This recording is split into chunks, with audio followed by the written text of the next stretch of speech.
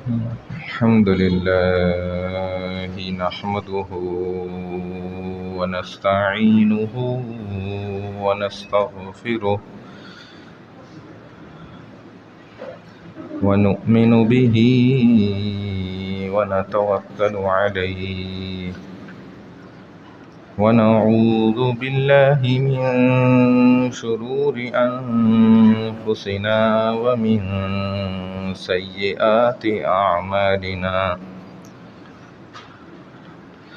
من يهده الله فلا مضل له ومن يضلله فلا هادي له ونشهد أن لا إله إلا الله وحده لا شريك له ونشهد أن سيدنا ومولانا محمدا عبده ورسوله قال الله سبحانه وتعالى أعوذ بالله من الشيطان الرجيم بسم الله الرحمن الرحيم يسألونك عن الأهلة قل هي مواقيت للناس والحج وليس البر بأن تأتوا البيوت من ظهورها ولكن البر من اتقى وأتوا البيوت من أبوابها واتقوا الله لعلكم تفلحون وقاتلوا في سبيل الله الذين يقاتلونكم ولا تعتدوا إن الله لا يحب المعتدين واقتلوهم حيث ثقفتموهم وأخرجوهم من حيث أخرجوكم والفتنة أشد من القتل ولا تقاتلوهم عند المسجد الحرام حتى يقاتلوكم فيه فإن قاتلوكم فاقتلوهم كذلك جزاء الكافرين صدق اللہ العظیم۔ ہمارا آج کا درس کی الحمدللہ ابتدا سورہ بقرہ اور اس کی تقریباً رکوع نمبر ہمارا 23واں جو ہے مکمل ہو گیا تھا، اور اب آج کے درس کی جو ہماری ابتدا ہو رہی ہے 189 آیت نمبر سے۔ یسألونک عن الأہلہ، اے پیغمبر صلی اللہ علیہ وسلم، لوگ آپ سے ہلال یعنی کہ نئے چاند کے بارے میں سوال پوچھتے ہیں۔ قل، آپ ان کو فرما دیجئے، ہی مواقیت للناس والحج، یہ لوگوں کے اوقات اور حج کا وقت معلوم کرنے کا ذریعہ ہے۔ یوں بھی سمجھا جا سکتا ہے کہ یہ وہ کیلنڈر ہے جو اللہ سبحانہ وتعالیٰ نے اوپر لٹکا دیا ہے، ہر ایک دنیا کے کائنات کے انسان کو براہ راست نظر آ رہا ہے۔ ایک تو یہ کیلنڈر ہے نا جو ہم نے لٹکایا ہوا ہے نماز کے اوقات کا، یہ ہم انسانوں کا لگایا ہوا ہے، اور ایک اللہ نے جو قمر اور شمس، یہ بھی سمجھا جا سکتا ہے، تو ہمارے لیے ایک کیلنڈر اللہ نے متعین فرما دیا مسلمانوں کے لیے، جس کا ایک سیکنڈ، ایک لمحہ بھی آگے پیچھے بالکل نہیں ہوتا۔ فرمایا وَلَيْسَ الْبِرُّ بِأَن تَأْتُوا الْبُيُوتَ مِن ظُهُورِهَا وَلَكِنَّ الْبِرَّ مَنِ اتَّقَى، تو یہ کوئی نیکی نہیں ہے کہ تم لوگ اپنے گھروں میں پیچھے کی طرف سے داخل ہوا کرو، بلکہ نیکی یہ ہے کہ آدمی تقوی کی راہ اختیار کرے۔ وَأْتُوا الْبُيُوتَ مِنْ أَبْوَابِهَا، اور اپنے گھروں میں دروازوں سے داخل ہوا، اور وَاتَّقُوا اللَّهَ لَعَلَّكُمْ تُفْلِحُونَ، اللہ کے عذابوں سے ڈرتے رہو تاکہ تم کامیاب ہو جاؤ۔ اب ایک تو بات یہ ہے کہ آپ سے سوال یہ کر رہے ہیں چاند کے متعلق، چاند کا بڑھنا گھٹنا یعنی کہ کم ہونا، اسی طریقے سے چاند کا مکمل غائب ہو جانا پھر ظاہر ہو جانا، تو اس کے اندر کیا حکمتیں ہیں؟ تو جواب دے دیا گیا، بتلا دیا گیا، اس بات کو سمجھایا گیا اللہ کی طرف سے کہ آپ ان کو سمجھائیں۔ ایک تو یہ وقت معلوم کرنے کے ذریعے ہیں کہ آپ وقت کی تعیین کر سکتے ہیں، اور دوسرا دیکھیں جو شعائر اسلام ہے اس میں بڑی بڑی عبادات ہیں، جیسا کہ حج ہے، نماز ہے، روزہ ہے، یہ سارا کچھ بھی آپ کو تعیین کس طریقے سے پتہ چلتی ہے؟ وقت کو دیکھ کر، چاند کے حساب سے۔ اور اب تک جو دیکھا جائے شریعت اسلامی کا پورا طریقہ کار جو ہے نا، یہ چاند کے اوپر ڈپینڈ کرتا ہے۔ اس کی تعیین ہم چاند کے حساب سے لگاتے ہیں، انگریزی کے حساب سے نہیں لگاتے۔ انگریزی کیا ہے؟ وہ شمسی نظام ہے جس سے انگریز نے اپنا حساب بنایا۔ اگر آپ 3 سال کا عرصہ گزارتے ہیں تو شمسی حساب کے اندر چاند کے اعتبار سے ایک تقریباً مہینے کا فرق آ جاتا ہے۔ اگر چاند کے حساب سے آپ چلیں تو 1 مہینہ زیادہ ہے، اور اگر شمسی حساب سے چلیں تو 1 مہینے کا 3 سال کے اندر فرق آ جاتا ہے۔ اب بعض صحابہ نے یہ سوال کیا تھا نبی علیہ السلام سے کہ چاند کے بڑھنے، کم ہونے اور طلوع اور غروب ہونے میں حکمت کیا ہے؟ تو یہ جواب دے دیا گیا، بتلا دیا گیا کہ اوقات جو ہوتے ہیں ان کی شناخت کرنے کے لیے اللہ نے چاند کو آسمانوں پہ نمایاں کر دیا تاکہ آپ تاریخیں معلوم کر لیں۔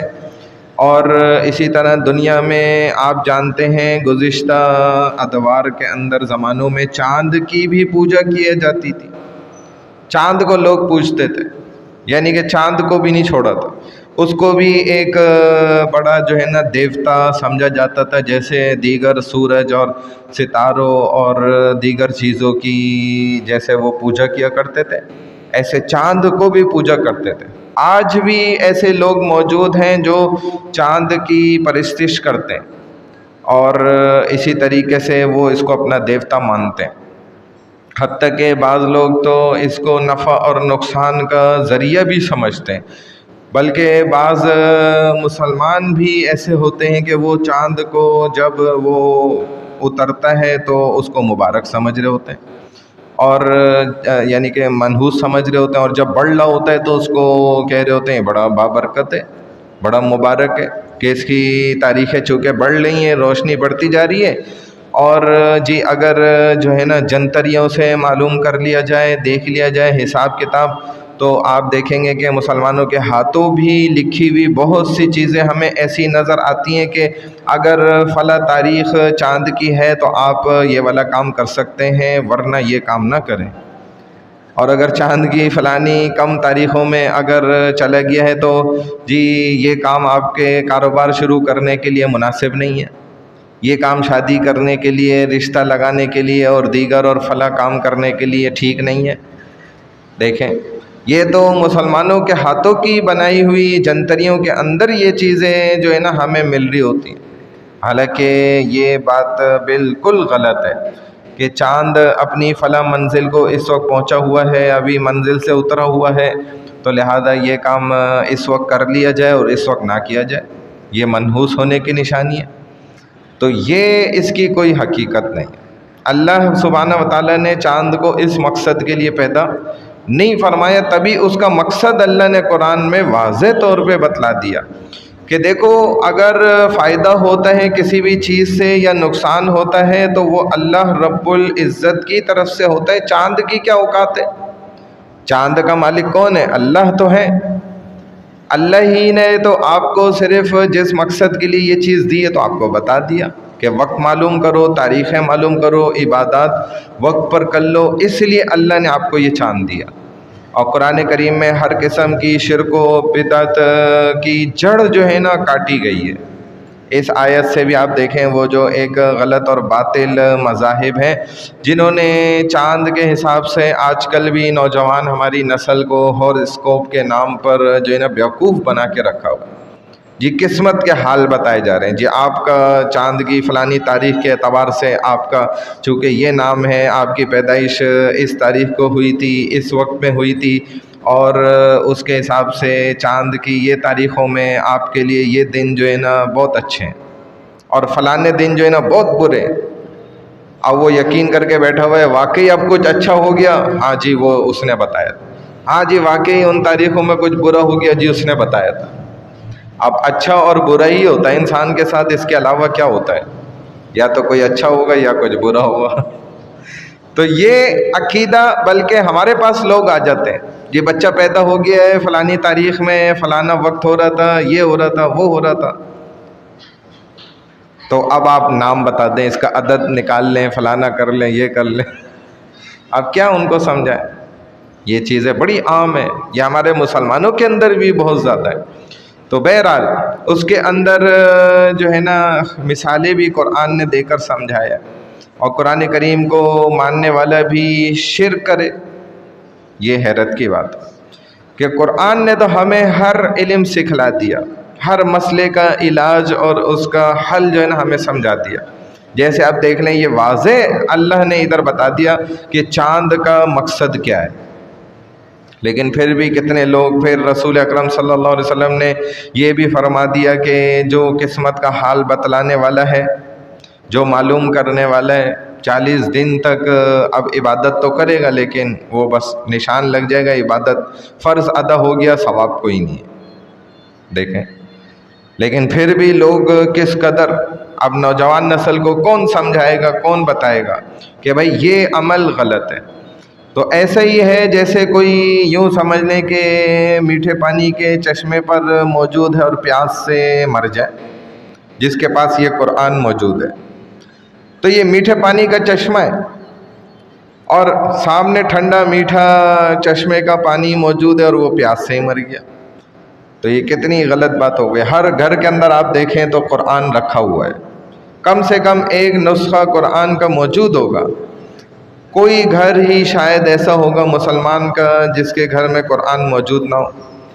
ابھی کل ایک صاحب واقعہ سنانے لگ گئے، پاکستان ایمبیسی کا، کسی دوسرے ملک کے اندر وہ گئے، وہاں پہ جو پاکستان ایمبیسی تھی اس کے اندر چلے گئے، تو ایک صاحب قرآن کی آیت کوئی غلط بتا رہے تھے، اس کا مطلب بھی غلط بتا رہے تھے، ایک دفعہ بتایا، 2 دفعہ، 3-4 مرتبہ، تو انہوں نے کہا بھائی آپ اگر یہ بتا دیں قرآن میں کدھر ہے آیت تو ہم بھی درستگی کر لیں گے۔ ان کو پتہ تھا یہ جھوٹ بول رہے ہیں، کیونکہ وہ ماشاءاللہ قرآن کو روز پڑھتے تھے اور درس قرآن میں قرآن سیکھتے تھے، سمجھتے تھے، لہذا انہوں نے جب قرآن تلاش کرنا شروع کیا پاکستان ایمبیسی میں تو قرآن کا ایک نسخہ بھی وہاں نہیں ملا۔ دیکھیں یہ جو اللہ نے بھی قرآن میں فرمائے نا کہ مہجورا، کہ رسول اللہ صلی اللہ علیہ وسلم قیامت کے روز اللہ کے سامنے جو ایک شکوہ بیان کریں گے نا کہ اللہ مجھے اپنی امت سے بس یہ شکوہ ہے کہ انہوں نے، میری امت نے قرآن کو چھوڑ دیا، مہجورا، قرآن کو چھوڑ دیا، تو وہ چھوڑنا یہی ہے۔ اور ہم سیکٹر 4D والوں کے لیے چھوڑنا کیا ہے کہ ہم قرآن کو نہ پڑھتے ہیں، نہ سمجھتے ہیں، نہ سیکھتے ہیں، نہ اٹھاتے ہیں، نہ تلاوت کرتے ہیں، نہ کوئی سمجھا رہا اس کے پاس بیٹھنے کو تیار ہیں، نہ ہمارے پاس ٹائم ہے قرآن کو سیکھنے، سمجھنے اور اس پر عمل کرنا تو بہت دور کی بات ہے۔ ابھی تو ہم سیکھنے کو اور سننے کے لیے تیار، شوق نہیں ہے دل میں، تو یہ ہمارا المیہ ہے۔ تو یہاں بھی یہ بیان فرمایا گیا کہ چاند انسانوں کی عبادت کے لیے پیدا نہیں کیا گیا، بلکہ چاند تو انسانوں کی خدمت کے واسطے پیدا کیا گیا ہے۔ لوگوں نے اس کو اپنی پوجا کا مقصد سمجھ لیا، کسی نے دیوتا بنا لیا، کسی نے کیا سمجھ لیا۔ اس کائنات میں سب کچھ انسان کی خدمت کے لیے اللہ نے پیدا کیا ہے، چاہے وہ جتنی بھی چیزیں، سورج کیا، چاند کیا، سمندر کیا، تارے کیا، فلکیات کیا، کائنات میں موجود جتنی بھی چیزیں، یہ سب کے سب، حتیٰ کہ آپ دیکھیں فرشتوں کو بھی اللہ نے، بعض قوموں نے فرشتوں کی پوجا شروع کر دی اور بعض نے تو کہہ دیا یہ اللہ کی بیٹی ہیں، نعوذ باللہ۔ تو یہ اللہ نے تو انسان کی خدمت کے واسطے پیدا کیے ہیں، اور اپنی خدمت، اپنی عبادت کے واسطے اللہ نے وما خلقت الجن والانس الا لیعبدون، جن و انس کو اللہ نے اپنے واسطے پیدا کیا، اور اس پوری کائنات کو اللہ نے انسان کے واسطے پیدا کیا۔ اتنا چھوٹا سا فارمولہ ہے جس کو انسان سمجھ لے جیسے ایک اللہ والے بھی فرماتے ہیں نا کہ سر سبز کھیتیاں سر سبز ہیں تیری غذا کے واسطے، کھیتیاں سر سبز ہیں تیری غذا کے واسطے، چاند سورج اور ستارے ہیں ضیاء کے واسطے۔ ضیاء یعنی کہ روشنی، اللہ نے ہماری خدمت اور روشنی کرنے کے لیے سورج کو پیدا کیا، دن میں روشنی کرو میرے بندوں کے لیے، چلو کام پہ لگ جاؤ۔ اے چاند ٹھنڈ پیدا کر دو، بندے اتنا گرماہٹ میں دن میں تھکے ہارے کام کرے اور پسینوں میں گرمی کے اندر، اب تم ٹھنڈ پیدا کرو، چلو ٹھنڈی راتیں شروع کرو، تو یہ تو خدمت پہ اللہ نے لگا۔ بحر و بر، شمس و قمر، ماء و شما کے واسطے، یہ بھی اللہ نے دیکھیں پانی جو جاری کر دیے، میٹھے چشمے بنا دیے، ٹھنڈے پانی کے چشمے ہیں، اس میں کیسی کیسی بیماریوں کا علاج ہے، پہاڑوں سے پگھل کر برف آ رہی ہے جڑی بوٹیوں سے گزرتے ہوئے۔ ہم خود جماعت میں تھے تو وہاں ثوابی میں لوگ کولر بھر بھر کے نہر کا پانی لے کے جا رہے تھے، پوچھنے پہ بتائے کہ جی جو بیمار لوگ ہو جاتے ہیں نا ان کو یہ پانی لے جا کے ہم پلاتے ہیں، یہ دوا ہے، اس سے صحت ہو جاتی ہے، اللہ نے اس میں دوا رکھ دی۔ تو کہا کہ بحر و شمس و قمر، ماء و شما کے واسطے، یہ جہاں تیرے لیے ہے تو خدا کے واسطے۔ تو ہمیں تو اللہ نے جو ہے اپنے لیے پیدا کیا ہے، اور ساری کائنات کی ہر چیز کو اللہ نے ہم بندوں کے واسطے پیدا کیا، اور بندے جو ہے وہ الٹی چیزوں میں پڑ گئے۔ اسی لیے فرمایا ان الدنیا خلقت لکم وانتم خلقتم للآخرہ، کہ دنیا اللہ نے ہمارے لیے بنائی اور ہمیں اللہ نے اپنے لیے بنایا۔ اب اللہ نے چاند کو ہماری خدمت کے واسطے بنایا، اور بندے سمجھے کہ بھائی چاند کی گویا یہ ہمارا جو ہے نا خدا ہے، اس کو پوجنا شروع کر دیا۔ بس اسی سے اللہ کو ناراضگی ہوتی ہے کہ یہ کیا چھوٹے چھوٹے کاموں میں لگ گئے، میں نے ان کو اتنے بڑا کام دیا ہے کہ اپنے رب کو مجھے راضی کر لے، تو یہ سب تو میرا ہاتھ کا بنایا ہوا ہے، میرے لیے کیا مشکل ہے۔ انسان کو خود میں نے اپنے ہاتھ سے پیدا کیا، ورنہ ان چیزوں کو تو میں نے اپنے امر سے پیدا کر دیا، حکم کرتے گئے اللہ بنتے چلے گئے۔ اور اللہ کو تو کن اور فیکون کہنے کی بھی ضرورت نہیں تھی، یہ تو اللہ نے ہم انسانوں کو سمجھانے کے لیے کہا تاکہ ان کو پتہ چل جائے۔ تو یہاں سے یہ بھی معلوم ہو گیا کہ اسلامی عبادات کا مدار شمسی تاریخوں پر نہیں ہے بلکہ قمری تاریخوں پر ہے۔ لہذا آپ دیکھیں ذوالحجہ کی 10 تاریخ ہوتی ہے تو ہم عید الاضحیٰ مناتے ہیں، یہ ایک ہمارا تہوار ہے۔ اسی طرح جب شوال کی 1 تاریخ ہوتی ہے تو ہم عید الفطر مناتے ہیں جس کو بڑی عید کہا جاتا ہے۔ 10 محرم آتی ہے تو ہم جو ہے محرم کا الحمدللہ روزہ رکھ رہے ہوتے ہیں۔ رسول اکرم صلی اللہ علیہ وسلم نے ہمیں سکھلائی یہ عادت ساری۔ جب آپ آئے اور معلوم کرا کہ بھائی کیوں 10 کا روزہ رکھتے ہیں، یہ کوئی محرم میں جو ہے شہادت حسن و حسین کی وجہ سے تھوڑی روزہ رکھا جاتا ہے، وہ واقعہ تو بعد میں ہوا ہے، یہ تو اس سے بہت پہلے کی بات ہے کہ نبی علیہ الصلوۃ والسلام نے جو ہے ان سے پوچھا تو پتہ چلا یہودیوں کے بتلانے پر کہ بھئی اس دن 10 تاریخ محرم کی حضرت موسیٰ علیہ السلام ہم بنی اسرائیلی قوم کو جو ہے فرعون کے سے نجات دلوائی تھی، وہ جو واقعہ ہوا تھا فرعون پھر غرق ہوا، اس خوشی میں ہم جو ہے نا 10 کا روزہ رکھتے ہیں، یہودی رکھتے تھے۔ نبی علیہ السلام نے فرمایا کہ موسیٰ تو میرے زیادہ قریبی بھائی ہیں، میں تو ضرور اگر اگلے سال زندہ رہا تو 9، 10 یا 10 اور 11 کا روزہ رکھوں گا، 2 دن کا ملا کے، تاکہ یہودیوں کی مخالفت بھی ہو جائے اور میرے بھائی موسیٰ کی جو ہے مفاہمت بھی ہو جائے۔ تو یہ آپ نے فرمایا۔ اسی طرح ہم جو 1 رمضان کی تاریخ ہوتی ہے اس میں رمضان کے روزے رکھنا شروع کرتے ہیں، چاند کے حساب سے اگر 30 بنتا ہے تو 30 پورے کرتے ہیں، 29 ہوتا ہے 29 پورے کرتے ہیں، لیکن لکھے اللہ کی بارگاہ میں پورے 30 ہی جاتے ہیں، چاہے 29 ہی روزے کیوں نہ ہو، لیکن اللہ سبحانہ و تعالیٰ 30 پورے لکھتے ہیں۔ پھر ایسے ہی آپ دیکھیں قمری تاریخوں کا یاد رکھنا یہ فرض کفایہ کے حکم میں ہے، یعنی کہ آج قمری تاریخ کیا ہے یہ اگر ہمیں نہیں پتہ اور پورے سیکٹر 4D میں کسی کو بھی نہیں پتہ تو یہ سب گناہ گار ہیں، پورا سیکٹر 4D گناہ گار ہوگا۔ تو علاقے میں چند ایسے جو ہے سمجھدار مسلمانوں کا ہونا ضروری ہے جو دوسروں کو گناہوں سے بچا لیں۔ یہ بالکل اسی طرح ہے، اس کو اگر مثال سے سمجھنا چاہتے ہیں کہ ایک شخص مر گیا خدا نہ خواستہ اور اس کو بغیر آپ نے جنازہ پڑھائے جو ہے نا دفنا دیا بس، تو اب سارا سیکٹر 4D کیا باعث ثواب اور اجر کا حامل ہوگا؟ سب گناہ گار ہو جائیں گے۔ بالکل ایسے ہی ہے جیسے وہ فرض کفایہ ہے نا اس کی نماز جنازہ پڑھنا، چند مسلمانوں نے پڑھ لی تو سارے گناہ سے بری الذمہ ہو گئے۔ ایسے اگر چاند کی تاریخ چند مسلمانوں کو بھی صرف پتہ ہے، جامع مسجد القادر والوں کو بھی پتہ ہے، سارا سیکٹر 4D گناہ سے بچ جائے گا۔ اور اگر سیکٹر 4D کی کسی بھی مسجد کے اندر اسلامی تاریخ کا کیلنڈر لگایا ہی نہیں جاتا، کسی کو پتہ ہی نہیں چلتا، نہ کوئی موبائل سے چیک کرتا ہے، تو پھر سب گناہ گار ہوں گے، کیونکہ یہ یاد رکھنا فرض کفایہ کے حکم میں ہے۔ فرض کفایہ اگر پوری امت یا علاقہ شہر بستی والے قمری تاریخ یاد رکھنا چھوڑ دیں گے تو یہ گناہ گار ہوں گے سب، اسی لیے یاد رکھنا چاہیے۔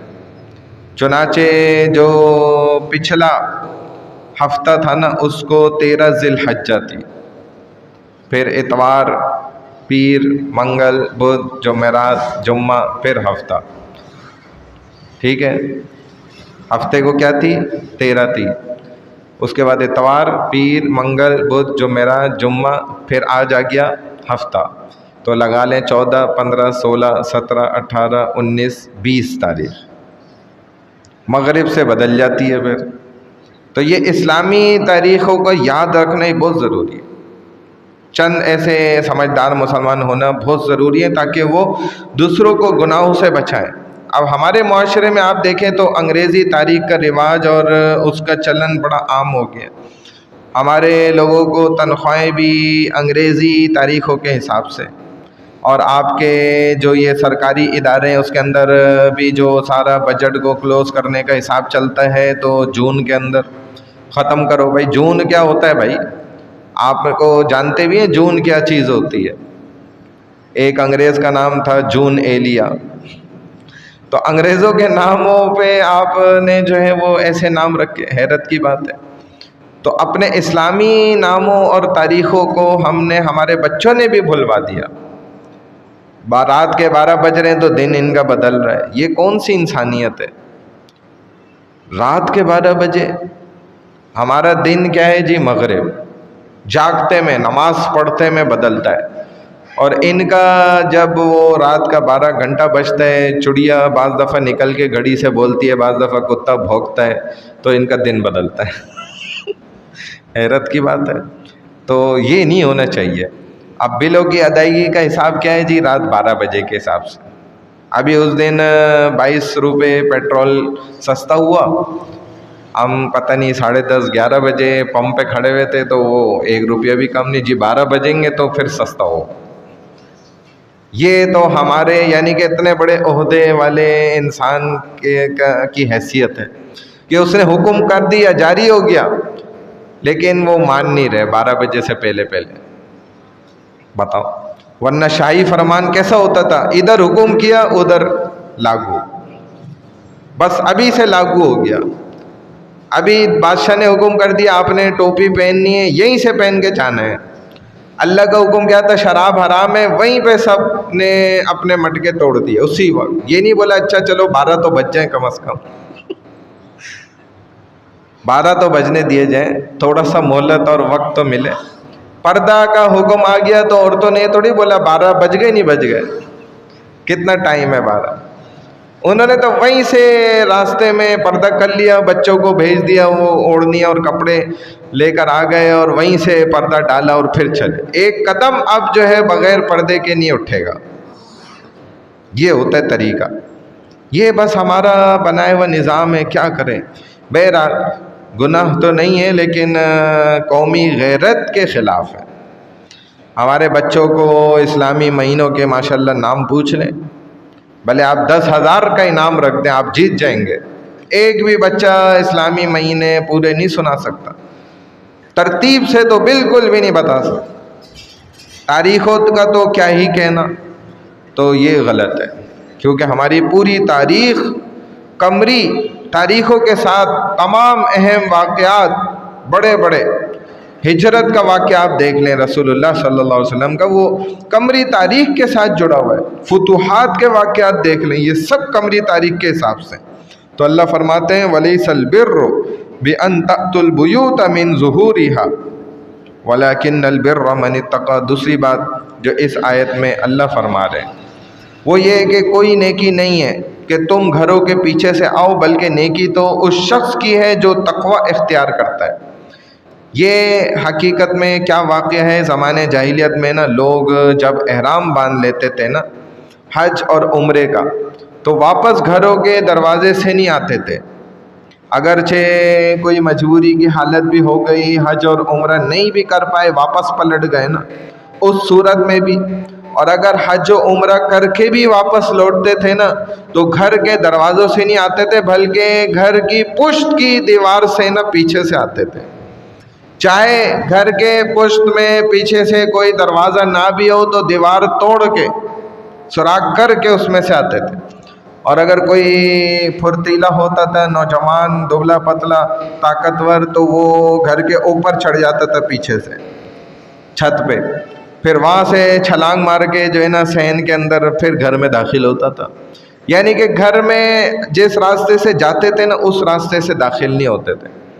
یہ زمانے جاہلیت کے اندر اس طرح عمل کیا جاتا تھا، اور اس طرح سے گھر میں داخل ہونا یہ سمجھتے تھے کہ یہ احرام اور حج اور عمرے، احرام جو باندھا جاتا ہے حج اور عمرے کے لیے، اسی کا ایک حصہ ہے، اور یہ ایک بہت بڑی نیکی ہے جس سے اللہ خوش ہوتا ہے۔ یہ انہوں نے خود بنا لی تھی باتیں، تو اللہ نے فرما دیا نہیں، یہ کوئی نیکی تھوڑی ہے کہ تم اپنے گھروں میں پیچھے کی طرف سے آؤ، بلکہ دروازوں سے آؤ۔ نیکی تو اگر تم سمجھنا چاہتے ہو نا کیا عمل ہوتا ہے، ہم بتا دیتے ہیں۔ نیکی تو یہ ہے کہ جو تقوی اختیار کرے، اللہ سے ڈر جائے، گناہوں سے بچ جائے، یہ ہے اصل میں نیکی۔ اور آپ دیکھیں تو یہ خطاب سارے انسانوں سے ہے، تمام انسانوں سے اللہ یہ خطاب فرما رہے، یعنی کہ صرف تم سطحی کام کر کے تو اللہ کو خوش نہیں کر سکتے۔ ہاں یہ ہے کہ اس کے لیے تمہیں تقوی اختیار کرنا پڑے گا، گناہوں سے بچنا پڑے گا، پھر اللہ کا استحضار جس کو حاصل ہو جائے کہ بھئی اللہ مجھے ہر وقت دیکھ رہے، اب اس کا گناہ کرنا کیا ہو جاتا ہے، مشکل ہو جاتا ہے، گناہوں سے بچنا آسان ہو جاتا ہے۔ یا ایک اصول یہ بھی علماء نے سمجھایا کہ جس کام کو شریعت نے ضروری نہیں بتایا نا اس کو ضروری سمجھ لینا یا عبادت سمجھ لینا یہ بھی گناہ اور بدعت ہے، اور جس کو شریعت لازم قرار دے دے، یہ حکم کرے کہ بھئی یہ تو لازمی کرنے والا عمل ہے، جائز قرار دیا اس کو، تو گناہ اس کو سمجھ لینا یہ بھی گناہ ہے، جس چیز کو شریعت نے جائز قرار دی، اور اس کو یہ سمجھ کر نہ کرنا کہ بھئی یہ گناہ ہے، یہ بھی بدعت ہے۔ ایک قسم یہ بھی ہے، اس کو کہتے ہیں شرک فی الرسالہ، یعنی کہ شرک فی الشریعت۔ کیا مطلب کہ جس کام کو حضور علیہ الصلوۃ والسلام نے ضروری نہیں فرمایا اس کو ضروری سمجھنا یہ بدعت ہے۔ شریعت نے ایک کام کو جائز قرار دیا اور یہ اس کو گناہ سمجھتا ہے، یہ بھی شرک کی ایک قسم میں داخل ہوتا ہے۔ اللہ نے تو جائز قرار دیا، آپ اس کو گناہ مان رہے تو یہ بھی غلط ہوا، بدعت بدترین گناہ ہے۔ اور ہر گھڑی ہوئی چیز جو ہوتی ہے یہ بدعت ہوتی ہے، اور ہر بدعت گمراہی ہے، اور ہر گمراہی جہنم میں لے جانے والی ہے۔ اس پر ایک مشہور واقعہ بھی ہے نا کہ ایک شخص نے خواب میں جو ہے نا شیطان کو دیکھا، شیطان کی زیارت ہو گئی، تو دیکھا بھئی شیطان بڑا کمزور اور لاغر، دبلا پتلا ہو رہا ہے، اس کی حالت بالکل شنٹ کہتے ہیں نا جیسے ہوئی، ایسی حالت ہے۔ تو اب اس شخص نے اس سے پوچھا بھائی خیریت ہے، تمہاری طبیعت ٹھیک نہیں لگ رہی، بہت کمزور نظر آ رہا ہے۔ تو اس نے کہا بھائی کمزوری کی وجہ ساری بات یہ ہے کہ ساری محنت ضائع جا رہی ہے، جتنی محنت میں کر رہا ہوں سالوں کی، وہ ایک جھٹکے میں جو ہے نا ساری کی ساری ضائع جا رہی ہے۔ بولا وہ کیسے بھائی؟ کہا کہ محنت کرتا ہوں، کسی سے بدکاری کرا دیتا ہوں، کسی کو شراب پر لگا دیتا ہوں، کسی سے فلانا گناہ کروا دیتا ہوں، کسی سے کچھ کرا دیتا ہوں، لیکن آخر میں کیا ہوتا ہے، ان کو پتہ نہیں مولویوں نے کیا سمجھا دیا ہے، سکھا دیا کہ بھائی توبہ کر لو سارے گناہ معاف ہو جائیں گے۔ تو لوگ کیا کرتے ہیں، توبہ کر لیتے ہیں۔ سالوں کی محنت جو ہے وہ ایک جھٹکے میں ساری جو ہے نا میری محنت ضائع ہو جاتی ہے۔ بات سمجھ رہے ہیں؟ ساری محنت ایک جھٹکے میں ضائع ہو جاتی ہے، کیونکہ لوگ کیا کرتے ہیں، توبہ کر لیتے ہیں، بھائی اللہ بڑے غفور الرحیم ہے، معاف کرنے والے ہیں، مولویوں نے ان کو یہ پٹی پڑھا دی ہے۔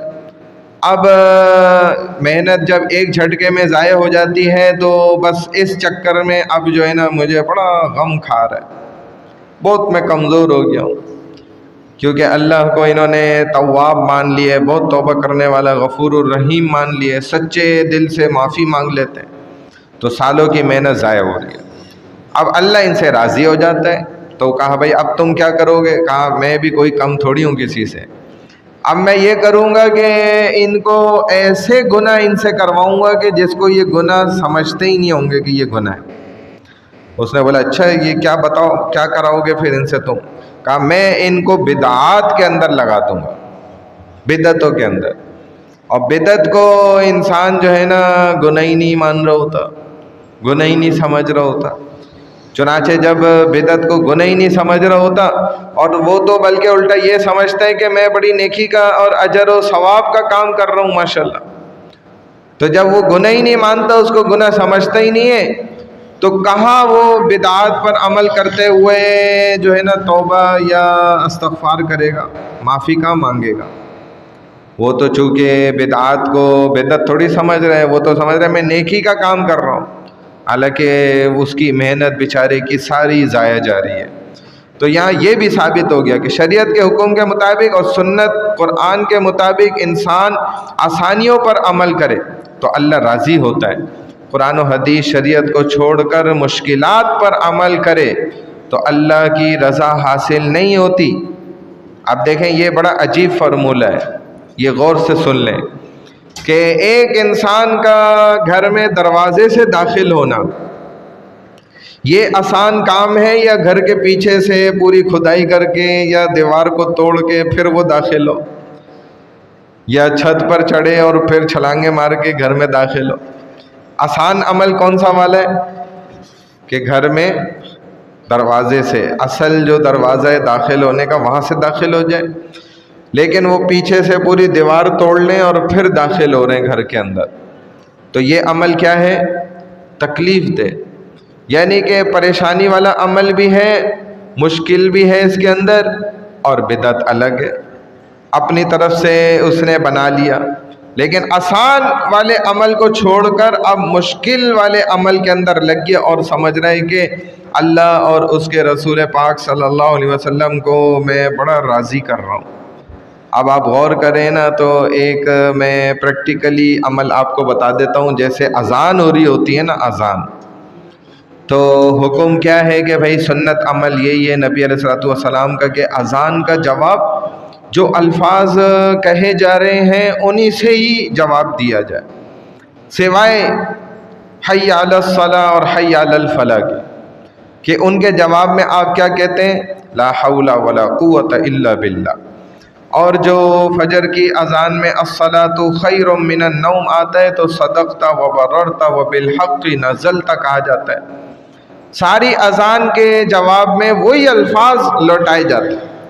لیکن اگر مؤذن کہے بھائی اشہد ان محمد رسول اللہ اور ہم آگے سے کہیں صلی اللہ علیہ وسلم، تو آپ نے دیکھیں سنت کو چھوڑ بھی دیا، بدعت کو کر بھی لیا، دونوں کام غلط ہو گئے، کیونکہ نبی علیہ السلام نے کیا سکھلایا تھا کہ اشہد ان محمد رسول اللہ کے جواب میں آپ نے کہنا ہے اشہد ان محمد رسول اللہ، لیکن آپ نے جلد بازی میں اور بیوقوفی میں وہ عمل کیا جو آپ کا دل کر رہا تھا، وہ عمل چھوڑ دیا جو نبی نے سکھلایا تھا۔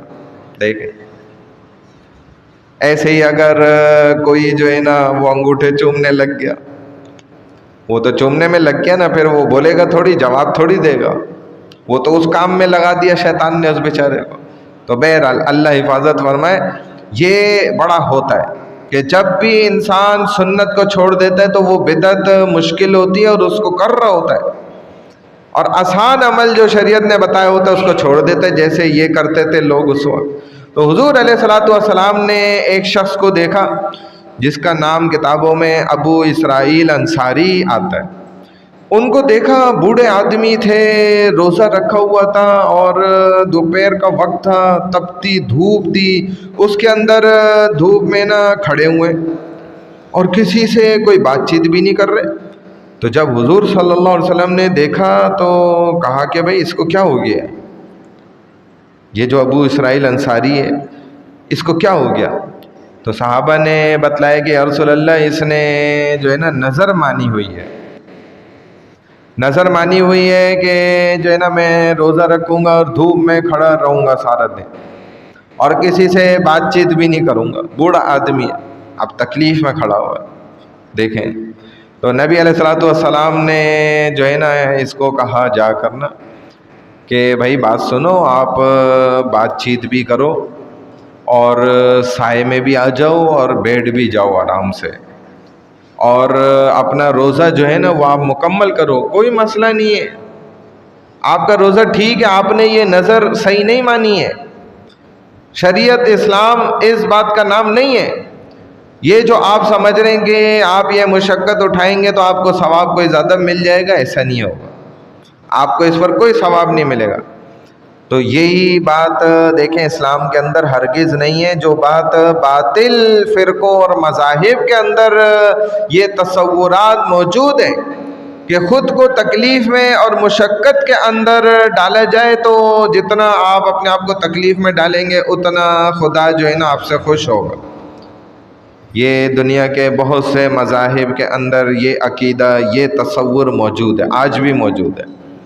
لہذا بدھزم کے اندر بھی ایسے سال کے اندر مخصوص ایام آتے ہیں کہ جن کے اندر وہ اپنے اوپر جان پر بہت زیادہ بوجھ ڈال دیتے ہیں، بہت سختی ڈال دیتے ہیں، اور بعض ایسے ہیں کہ جسم کے اندر سوراخ کرتے ہیں، بعض ایسے ہیں بعض دفعہ گرم سلاخیں جسم پہ پھیرتے ہیں، بعض ایسے ہیں جو گرم ریت یا گرم جو انہوں نے کوئلے جلائے ہوئے ہوتے ہیں نا آگ کے، اس کے اوپر چل کے جی آپ کے گناہ معاف ہوں گے، اور بعض ایسے ہوتے ہیں کہ وہ جسم کو کاٹتے پیٹتے ہیں، کوئی الٹا لٹک جاتا ہے، رسی باندھی اور الٹا لٹک گئے، رسی باندھی اور جو ہے نا اپنے جسم کو جو ہے نا سختی کے ساتھ باندھ کے اور جو ہے نا کھڑے ہوئے، کھڑا ہوا نہیں جا رہا۔ بعض دفعہ صحابہ نے ایسے کام شروع کر لیے تھے، جب نبی علیہ الصلوۃ والسلام کو پتہ چلا تو آپ نے منع فرمایا کہ بھائی یہ اسلام کا حصہ نہیں ہے کہ اپنے جسم کو آپ تکلیف پہنچائیں، بلکہ اسلام کا حصہ کیا ہے کہ اپنے جسم کو آپ نے راحت پہنچانی ہے، اور اس سے ہی آپ کا رب خوش ہوتا ہے۔ جسم کو راحت کیسے پہنچانی ہے؟ جیسے آپ غور کریں تو اسلام میں ایسا کئی حکم نہیں ہے کہ دنیا چھوڑ دو، بیوی بچے چھوڑ دو، گھر بار چھوڑ کے اور جی جنگلات میں، صحراؤں میں اور پہاڑوں کے اندر، غاروں کے اندر نکل جاؤ۔ یہ اسلام کی کہیں پر بھی یہ حکم نہیں ملتا، بلکہ ہم غور کریں تو اسلام کی تو نعمت ایسی زبردست ہے کہ جو ہمیں بغیر مانگے جو ہے نا مل گئی، بغیر مانگے۔ فرمائے کہ وَلَيْسَ الْبِرُّ بِأَن تَأْتُوا الْبُيُوتَ مِن ظُهُورِهَا وَلَكِنَّ اللَّهَ مَنِ اتَّقَى وَلَكِنَّ اللَّهَ، اور یہ کوئی نیکی نہیں کہ تم گھروں میں آؤ ان کی پشت سے، یعنی کہ پیچھے کی جانب سے، اور لیکن نیکی تو اس میں ہے کہ جو تقوی اختیار کرے۔ وَأْتُوا الْبُيُوتَ مِنْ أَبْوَابِهَا، اللہ حکم کر مارے گویا کہ گھروں میں دروازوں سے آیا کرو، وَاتَّقُوا اللَّهَ لَعَلَّكُمْ تُفْلِحُونَ، اور اللہ سے ڈرو تاکہ تم فلاح پا جاؤ، کامیاب ہو جاؤ۔ اور کامیابی کا دار و مدار کس پر ہے؟ تقوی پر۔ تقوی کیا ہے؟ اللہ سے ڈرنا۔ بعض لوگوں نے ادھر بھی اعتراض کیا ہے، وہ کیا کہتے ہیں کہ بھائی تقوی جو ہے یہ جو آپ کہتے ہیں کہ ڈرو اللہ سے، تو اسلام جو ہے وہ ڈرانے کے واسطے آئے ہے کیا؟ اللہ سے انسان ہر وقت ڈرتا رہے؟ خوف دلانے کے لیے اسلام آیا. تو یہ کتاب جو قرآن پاک ہے یہ دلوں کے اندر ڈر پیدا کرتی ہے کیا؟ یعنی کہ ایسا بھی اعتراض دنیا کے بہت سے غیر مسلموں کی طرف سے پیدا کیا جاتا ہے، اٹھایا جاتا ہے. اور اگر آپ دیکھیں غور کریں تو یہ ڈر جو قرآن نے ذکر نہیں کیا صرف، بلکہ اس کا ذکر تو آسمانی پچھلی کتابوں کے اندر بھی موجود ہے. آپ توریت دیکھ لیں، زبور دیکھ لیں، انجیل دیکھ لیں، اس کے اندر بھی بار بار یہ ذکر ہوتا ہے کہ بھئی اپنے اللہ سے ڈرو.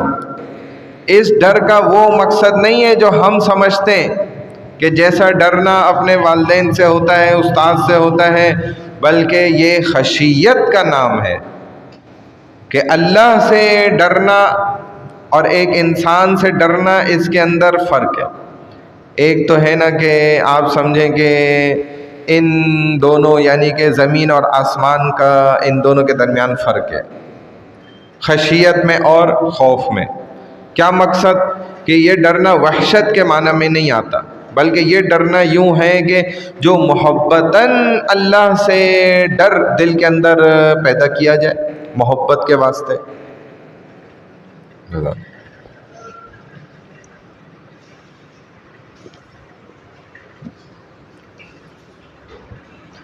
تو اللہ سے محبت کرتے ہوئے بندہ اگر ڈرتا ہے، یہ ڈر اور یہ خشیت مراد ہے.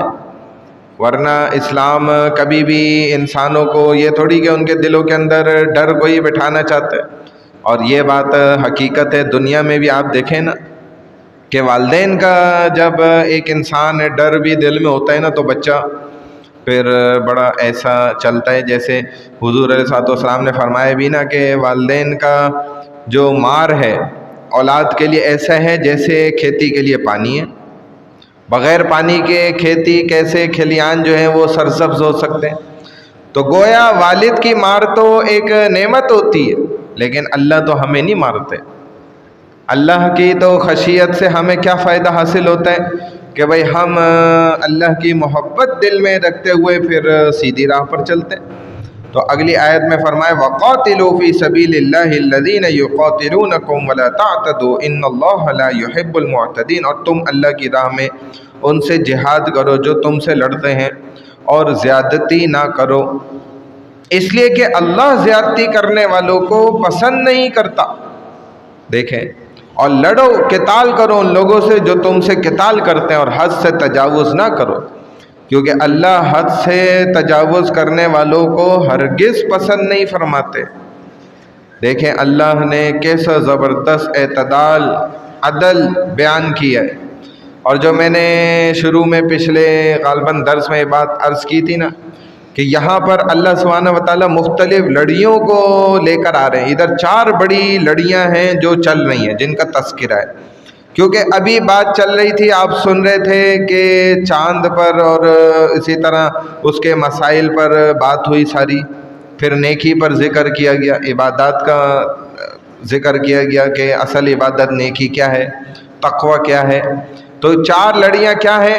یہ اب تیسری لڑی آ رہی ہے قتال کی. پہلی لڑی کیا ہے؟ عبادات. دوسری لڑی معاملات. اور تیسری لڑی انصاف. اور چوتھی لڑی جو یہاں بیان کی جا رہی ہے وہ ہے قتال، یعنی کہ جس کو آپ سمجھ لیں کہ جہاد کہا جا سکتا ہے. قتال، جہاد، یہ یہاں پر تیسری لڑی کا بیان ہے. اب ادھر اللہ سبحانہ وتعالیٰ نے بڑے اعتدال کے ساتھ اس بات کو ذکر کیا ہے. آپ غور کریں رسول اکرم صلی اللہ علیہ وسلم کی جو مکی زندگی گزری ہے وہ 13 سالہ ہے، اور 13 سالوں میں حکم یہ تھا کہ فَاصْبِرْ كَمَا صَبَرَ أُولُو الْعَزْمِ مِنَ الرُّسُلِ، یعنی کہ آپ صبر کرتے رہیں، برداشت کرتے رہیں. صحابہ اتنی تہذیبوں کا شکار ہوئے، کیسی کیسی تکالیف اور مشکلات کا انہوں نے سامنا کیا، لیکن اللہ نے ان کو ہمیشہ یہی جواب دیا کہ بھئی آپ برداشت کریں. حضور صلی اللہ علیہ وسلم کے اصحاب کو بہت سختیاں دی گئیں. کسی کو آپ جانتے ہیں اچھی طرح کے انگاروں پر لٹایا جاتا تھا. مکہ کے جو ریتیلی زمین ہے، تپتی زمین، ایک مولانا فرمانے لگے ہم انٹیریئر سندھ کی طرف گئے، دیواریں ایسی گرم ہو رہی تھیں کہ اگر روٹی کا پیڑا لگا دو وہ پک جائے گا۔ عرب کی گرمی تو اس سے زیادہ خطرناک ہے۔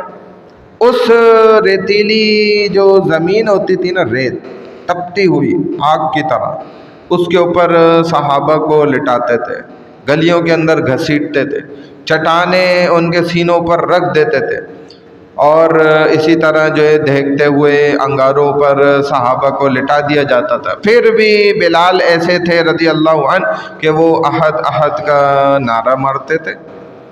کسی نے بعد میں پوچھا تھا آپ احد احد کیوں کہتے تھے؟ کچھ اور بھی تو کہہ سکتے تھے لفظ۔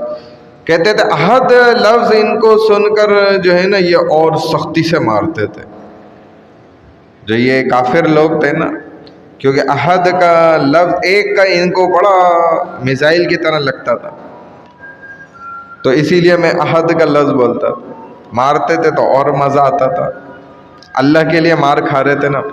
تو ایسے خطرناک انداز میں چمڑے میں کہتے ہیں بعض دفعہ بند کر کے نا اور آگ کے اوپر رکھ دیتے دہکنے کے لیے صحابہ کو۔ اتنی ماریں کھائی ہیں آپ دیکھ سکتے ہیں، پھر بھی جو ہے نا برداشت کرتے رہے۔ کسی صحابی نے پورے اس 13 سالہ عرصے میں ایک بھی واقعہ ایسا نہیں ہے کہ اس نے پلٹ کر کسی کی پٹائی کر دیا یا جواب دے دیا ہو کم سے کم، یا آگے سے جو ہے نا کوئی شور مچا دیا ہو، کوئی ایسا واقعہ نہیں نظر آتا۔ لیکن صحابہ برداشت کرتے گئے، زیادتیاں ہوتی گئیں۔ حکم کیا تھا اللہ کی طرف سے؟ فاصبر کما صبر اولو العزم من الرسل، اور دوسرا حکم تھا فاعفوا واصفحوا حتی یأتی اللہ بامرہ، کہ معاف کرتے رہیں جب تک کہ اللہ کی جانب سے کوئی حکم نہ آ جائے۔ چنانچہ پھر حضور اکرم صلی اللہ علیہ وسلم نے ہجرت فرمائی، مدینہ آ گئے۔ پھر بھی مدینہ میں آپ دیکھیں تو آپ کے دشمن اور بڑھ گئے۔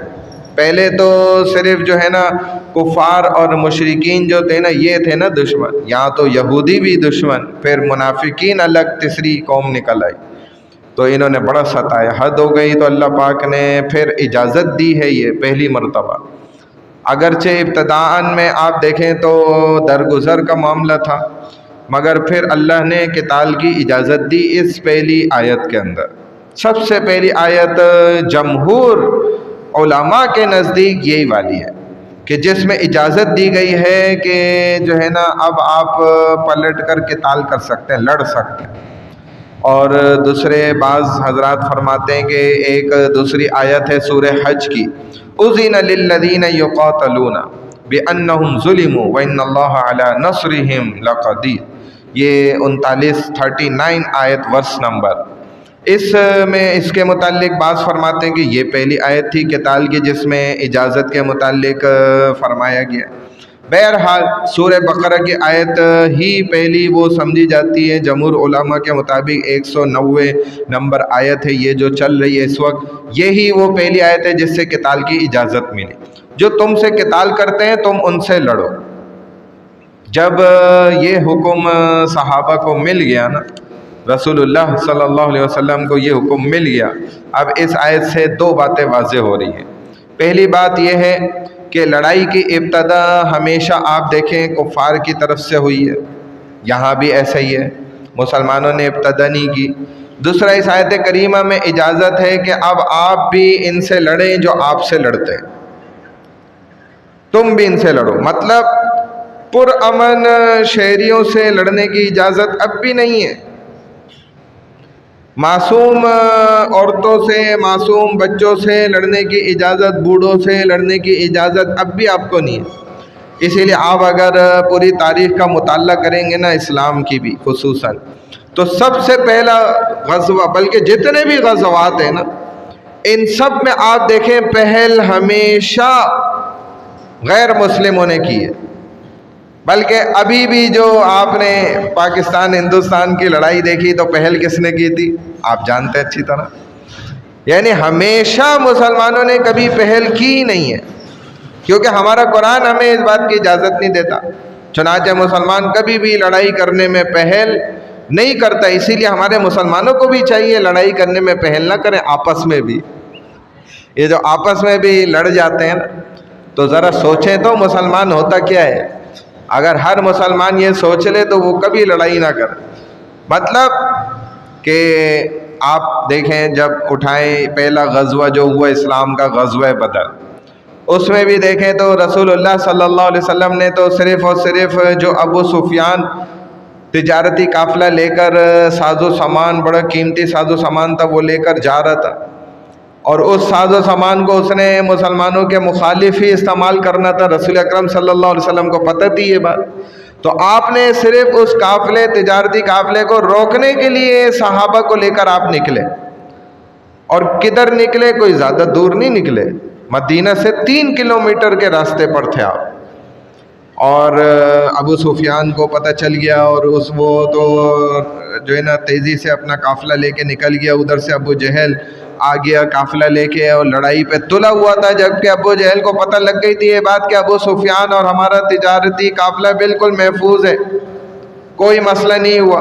پھر بھی ابو جہل نے جو ہے نا مسلمانوں پر، نہیں آج تو میں اسلام کو بھی ختم کروں گا اور نعوذ باللہ رسول کو بھی ختم کروں گا، سارے مسلمان مار دوں گا.